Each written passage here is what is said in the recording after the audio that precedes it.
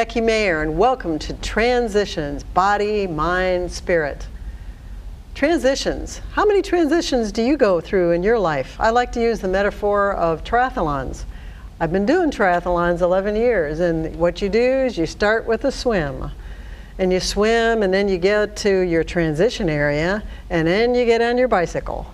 And then you bike, and then you transition again and get into the running. And then, well, that's a metaphor for life. And this show is all about how people change from one thing to another in such a fascinating way. And today, we have somebody who has morphed through more interesting, entrepreneurial, very cool careers. And our guest today is Paul Schatzkin. Welcome. Hi. Thank you. Nice to be here. Paul lives in Nashville. And Paul, you have had such a varied career. I believe that you first came to life in New Jersey, in the county that Springsteen is famous for, as in Bruce, yep. Right? I was born in New York, but spent my childhood years in Monmouth County, New Jersey. And anybody who's familiar with Bruce Springsteen knows that Bruce is from Freehold, New Jersey, which is the county seat of Monmouth County, New Jersey. So when people ask me where am I from, I tell them I'm from Springsteen country. Yay! All right, so you're a northerner, as they say in the South. I tell people that I am a Yankee by birth, but a southerner by choice. Ah, right. I've been in Nashville now for 20 years. This is my 21st year. I observed my 20th anniversary in Nashville just last February. Wow. And you and your wife Ann live in Pegram, right? We live in Pegram, right, just outside of Nashville, but we tell people outside of Tennessee that we're from Nashville. And I've lived here now, I've lived in Tennessee longer than I've lived anywhere else in my life. So now when people ask me where am I from, I tell them I am from Nashville. Nashville. Yeah. And now we're in the It City too. Right. Well. Yes. Yep. Wow. Well, I'd like to chronologically kind of go through your amazing career. And first of all, you graduated from college and then moved from the New Jersey area to LA and worked as a video editor for Barney Miller, the TV show? Yeah, I studied, if that's the right word for it, film and television in college. I went to a kind of an alternative college, a branch of Antioch College, which had a reputation as a kind of an alternative, progressive kind of college. And during the late 60s, early 70s, they proliferated some branch campuses around the country. I went to one that was based in Baltimore, Maryland. And this was in the very early days of portable video technology, where what we now carry in our pockets occupied a machine about this big that was the recorder and a camera that was this big, and we were using those to make, just like we're doing now, public access video for cable TV. And when I graduated from college in '73, I then decided to pursue that further, and I went from the East Coast out to the West Coast. And after a time out there, I found a job as a videotape editor on this program that you mentioned called Barney Miller, which was an ABC TV situation comedy that was produced in a very unique way. And the videotape editing was very much a part of the way that show was produced, and we were very much on the cutting edge of the use of videotape and television production in the early 70s. And was that a fun thing? Did you enjoy that? There were times when it was fun, and then there were times when it was just insane. Because we were working for a kind of a monomaniacal individual who ran the whole show. We used to joke that the crawl, the credits that run at the end of the show, we used to joke that for the Barney Miller show, the crawl, all it needed to say was written by Danny Arnold, produced by Danny Arnold, directed by Danny Arnold, all parts performed by Danny Arnold, and performed live in front of Danny Arnold. So. He structured the way the show was done in such a way that he could control every step of the production, from the writing, most of which he did, until the editing, most of which he supervised. Wow. So we were very much under the command of this one individual, and if the work needed to be done for Danny to come in and see it at 7 o'clock in the morning, we had to work through the night until it was done. Wow. So very demanding. it was very demanding. And no freedom. Actually, the position I had afforded a lot of time because I was coming in at the tail end of the editing process and doing what was essentially a technical job. So somebody else was making the decisions about what material was going into the show, and then I had to come in and do the job of assembling it. And there would be some long periods between when my services were required so I could explore some other things while I was there. Okay, and so you did that for 2 years, and that was about 3, almost 4 years. Oh, yeah, wow. yeah, Okay. yeah. Wow. And somehow or other, Hawaii called, and then the next morphing of your career changed, and I think we're going to have some very cool pictures. Tell us what you did in Maui. Well, the missing ingredient in all that is that I had higher aspirations than simply being a videotape editor, and I thought that perhaps I could do, I wanted to be a producer. Everybody in Hollywood wants to direct, and I had different aspirations.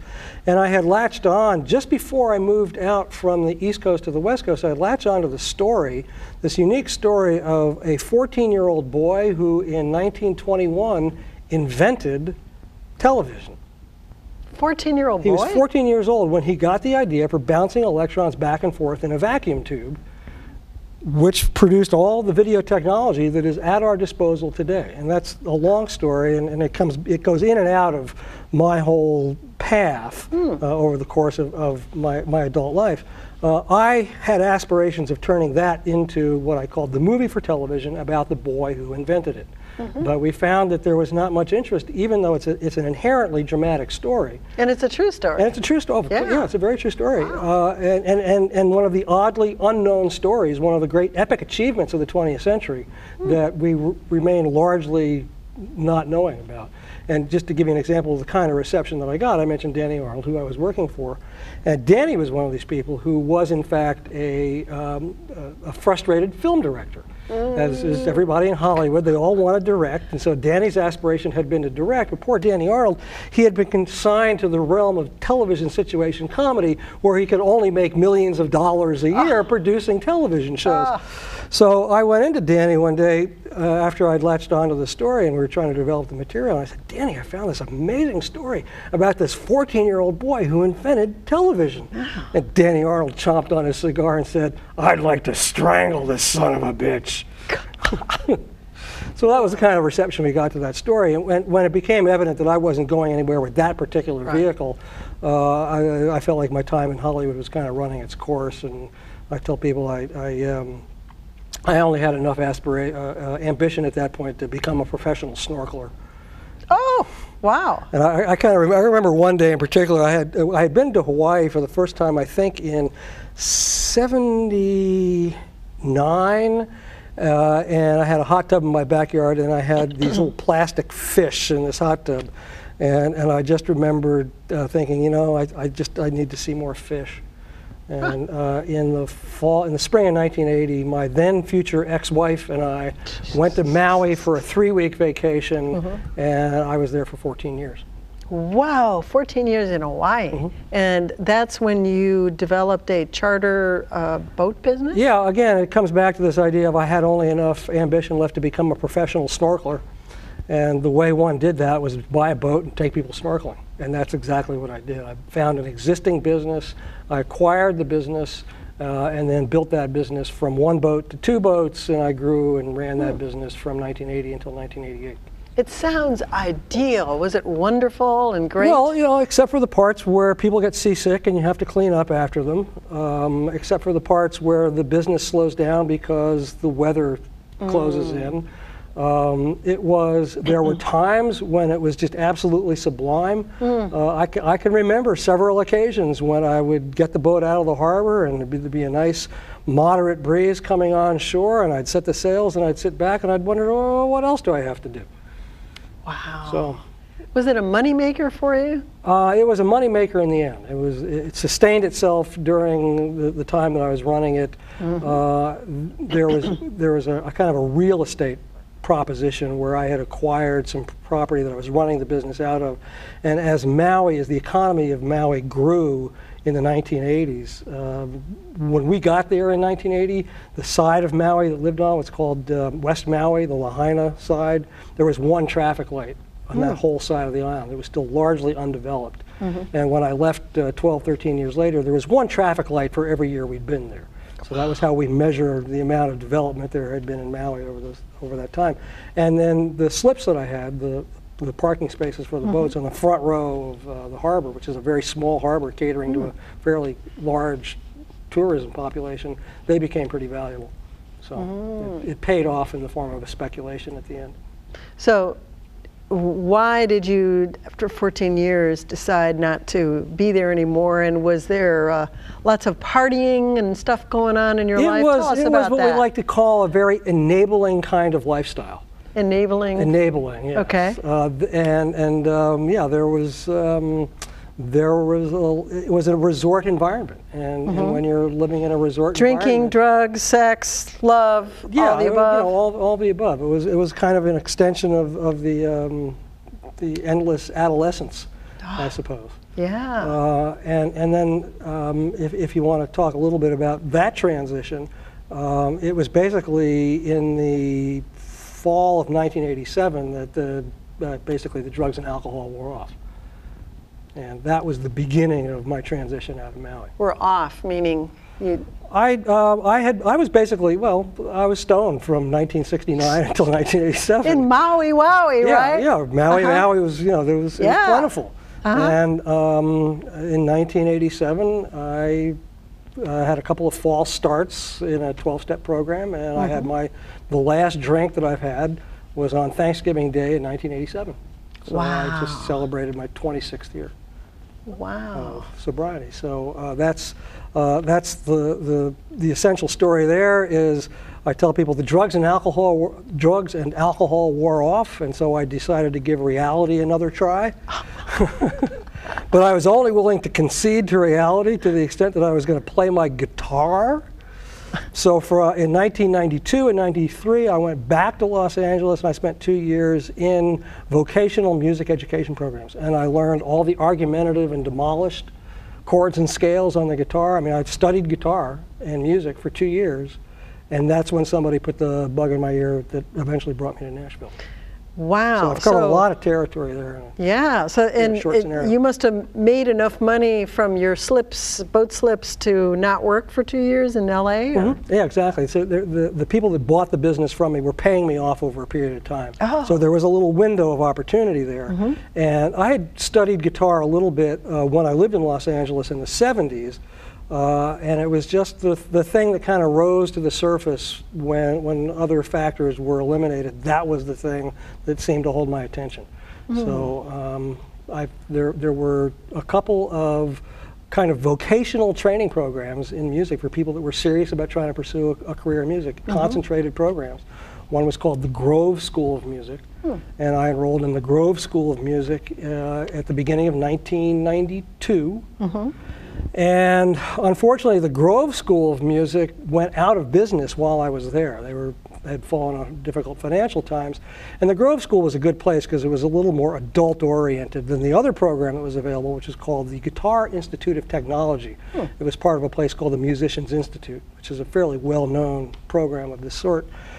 Fortunately, the state of California had a tuition recovery program.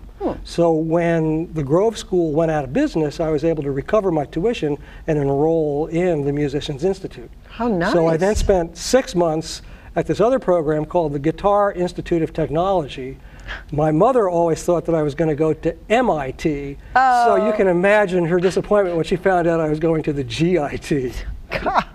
So I spent 2 years in LA in 92 and 93. And that was the impetus. Wow, from charter boat owner to, hey, I want to be a musician, and really get a degree in it. Essentially, and then that made you go, how about Nashville? Well, the seed for Nashville was actually planted during the fall of 1991. My wife at the time and I, we would try to make a trip every year to the East Coast in the fall so that we could experience a change of seasons. Because you really don't, the seasons in Hawaii are hot, or are warm, warmer, and warmest.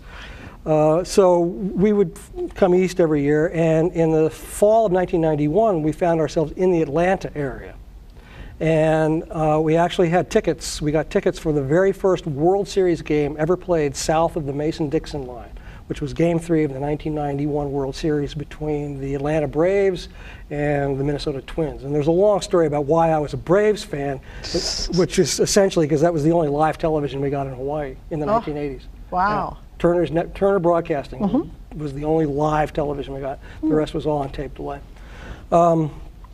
So when I visited that area in the fall of 1991, I think that's when the seed was planted of the attractiveness of this general region. And I was already thinking that I might want to relocate at some point to somewhere in the South. And then I had met an instructor at GIT who was actually a vocal instructor, and become friends with him.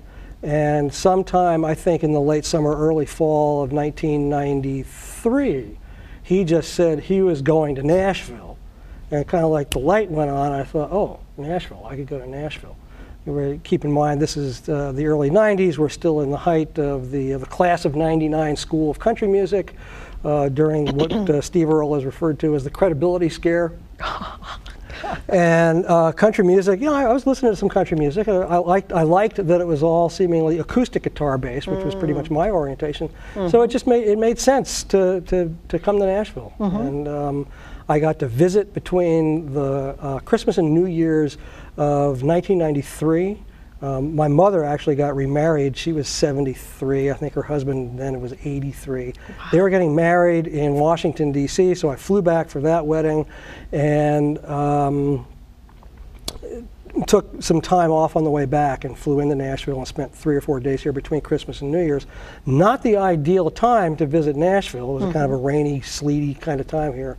But something about the size and the atmosphere of the city very much appealed to me. One of my strongest recollections from that experience was when you get on the plane to fly from Nashville back to Los Angeles, as soon as your plane leaves the ground in Nashville, you're surrounded by rolling green countryside as far as the eye can see. It was beautiful. And even in the winter, when it was kind of gray and a little dreary.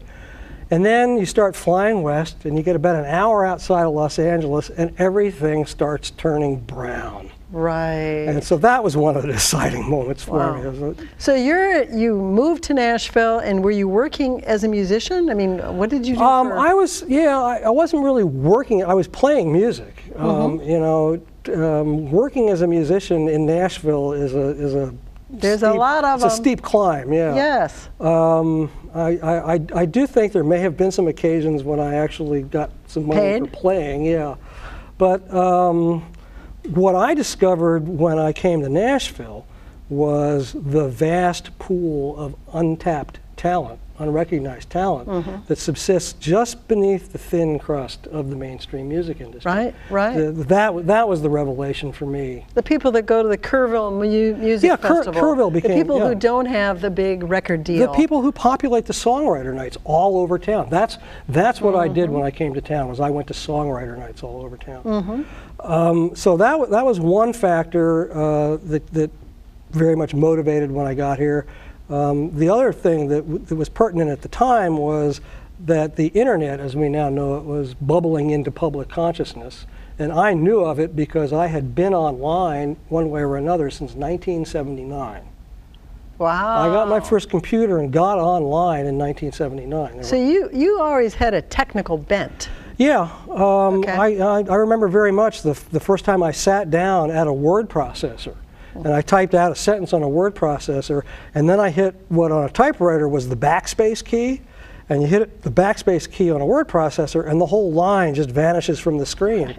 And I knew in that moment why I had been born in this century. So yeah, I gravitated toward computers very easily. Well, the cool thing is that because of your knowledge of music and your technical background, you and 2 others started a company, right? Yeah. Yeah. Tell us about that. Well, that was the kind of the defining moment, the provident moment was those 2 factors, recognizing that there was this vast pool of unrecognized talent and that this medium was bubbling into consciousness. I suspected that there was a business opportunity there. And I was surfing the internet one night, this is, in the days when browsers went at like 2400 baud or maybe 1400 baud. I mean, things were slow. Right. If you had an image to download, you had to wait a while for it. Right. But I discovered a record store based in Atlanta called Rainy Day Records. And their website said, Rainy Day Records uses our storefront here in Atlanta and this website to promote independent recording artists from the Atlanta area.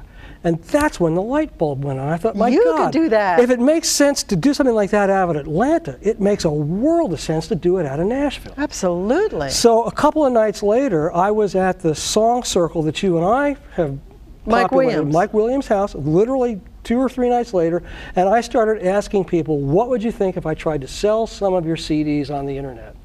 And most of them asked me, what is the internet? Wow, you were so ahead of your time. This was, yeah. Yes. So you ended up doing that. And Yeah, what was the name of the company? there were 2 people who knew what I was talking about. One was Tom Kimmel. Tom had actually participated in a series of song circles that had gone around, a circuit that had gone around the country, sponsored by a man named Alan Rawith, who hosted what was the folk DJ list on the internet. This was one of the things that was on the internet, was this listserv that catered to this vast pool of untapped talent, not only in Nashville, but all over the country. Now we're seeing that it's everywhere. Tom had participated in one of those, it was called the Internet Quartets. So a group of 4 people would travel around, and they had been organized over the internet, so they called it the Internet Quartet. So Tom recognized what I was talking about. I had met Tom at the Bluebird. He had played a song that I liked, and he and I struck up a friendship, and he was one of the few people in town that I could actually trade email messages with over a service called CompuServe. Right. We're talking 1994, 95 here. So tell us the gist of, you set the company up. It was successful. In fact, so successful, Gaylord bought it. Yeah, we spent 4.5 years. So I formed a partnership with Tom, and then he introduced me to a fellow named Michael Camp. Right. And there's a wonderful story there, because I didn't recognize the name. And once we got to talking, before I had met Michael, we were talking over the phone, and suddenly it dawned on me that he had played a song that I also recognized from Mike Williams' Pickin' Party. So Mike Williams' Pickin' Party is the genesis. That was the catalyst. That was very much the catalyst for the whole thing. So tell us, Gaylord bought it. Well, we started in the spring of 1995. Right. We started building websites. We went out, we learned how to program HTML so that we could create websites. We actually had to find somebody, a computer scientist at Vanderbilt, who created this